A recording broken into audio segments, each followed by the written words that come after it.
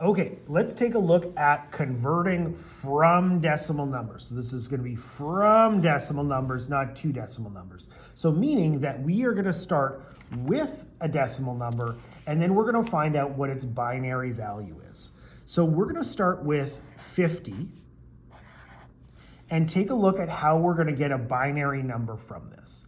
So the typical method that we're going to do is, and I like solving these things algorithmically, so what's the plan? So what we're going to do is we are going to divide this by 2. We're dividing it by 2 because it's a base 2 number. And what we're going to get is we're going to get 25.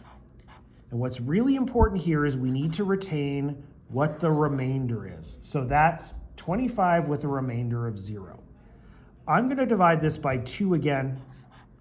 And now what I like to think of is my brain doesn't automatically think of the answer 25 divided by 0, but we need a remainder here. So because it's an odd number, we're going to get a remainder 1. So if you think 1 less than that is 24, my brain can handle that very easily. 24 divided by 2 is going to be 12. So 25 divided by 2 is 12 with a remainder of 1. We're going to keep dividing by 2. So we're going to get 12 divided by 2. It's an even number, so remainder 0. And we're going to get a 6 down here.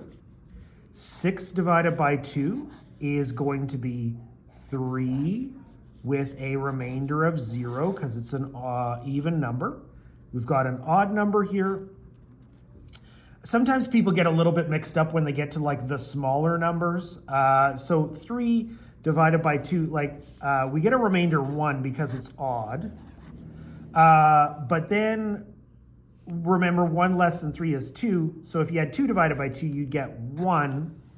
And then we need to divide it by 1 more time. So 1 divided by 2 is going to be 0 with a remainder of 1.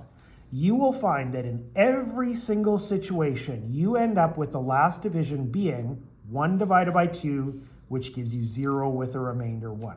So now we've got all of the digits from our binary number, and we have to find out how to order them properly in order to create our binary number. So when we do this, we assemble them from the bottom to the top in that order. So if I've got 50 in base 10, that is going to be equal to, and I'm going to go bottom to the top, 1, 1, 0, 0, 1, 0 in binary as a base 2 number. Now, some people will get confused on what is the order? Do I go top to the bottom or bottom to the top? Well, consider if I did the reverse and went from the top to the bottom. This is wrong, so I'll use a different color. I would have 0, 1, 0, 0, 1, 1. Well, if we did that, we would half of the time end up with 0 as the first digit. So you don't have numbers with a leading 0 as the first digit. So that should be a clue, at least 50% of the time it'll work so that you can remember that you go from the bottom to the top.